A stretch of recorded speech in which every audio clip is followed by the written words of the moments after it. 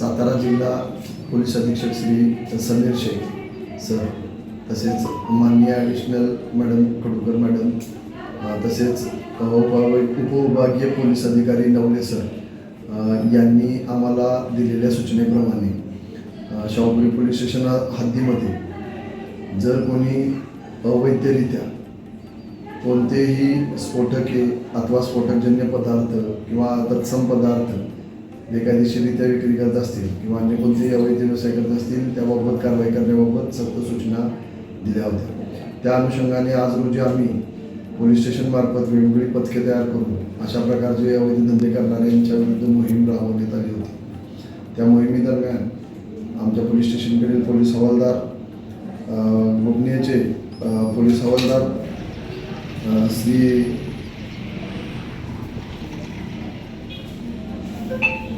लक्ष्मण पोळ यांना एक गोपनीय माहिती मिळाली की शुक्रवार पेठेमध्ये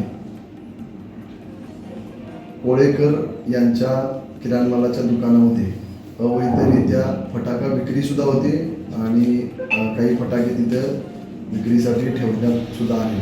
त्या अनुषंगानं आज रोजी आम्ही स्वतः पोलीस हवालदार दीपक पोळ, API बाबर मॅडम यांच्या पथकासह त्या ठिकाणी कारवाई केलेली आहे. या कारवाई दरम्यान तिथं फटाके मिळून आले जे बेकायदेशीर विक्रीसाठी ठेवले होते. दुकानदार श्री प्रकाश कवटेकर यांच्याकडं प्रकाश कोळेकर यांच्याकडं परवाना नसल्याची सुद्धा बाब समोर आली. त्या अनुषंगानं आम्ही तात्काळ सदरची बाब माननीय तहसीलदार साहेब यांना सुद्धा कळवली.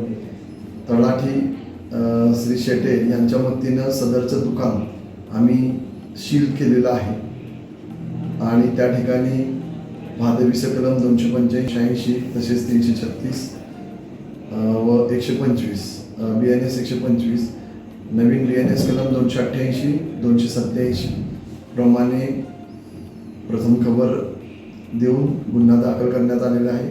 त्या अनुषंगाने दुकानाचे मालक प्रकाश कोळेकर यांना ताब्यात घेतलेले आहे व पुढील कारवाई करीत आहोत. सर, आपल्या पोलीस स्टेशन हद्दीमध्ये अजून असे किती व्यावसायिक असू शकतात किंवा आहेत या संदर्भात काय माहिती आहे आपल्याकडे? असे कोणतेही अवैधरित्या कुणी फटाके विकत असतील किंवा असे तत्संबंधात विकत असतील तर त्यांचा शोध घेऊन त्यांच्यावर नक्कीच कारवाई केली जाईल. सध्या तरी अशा आज आम्ही केलेल्या मोहिमेमध्ये अन्य कुणी मिळून आलेलं नाही. ह्या पथकाला आम्ही बऱ्याच ठिकाणी या बाबतीत आम्ही जाऊन तपासणी केलेली आहे.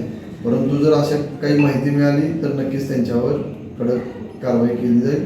तशा सक्त सूचना माननीय पोलीस अधीक्षक सो यांनी दिलेल्या आहेत. त्याप्रमाणे ती कारवाई केली जाईल.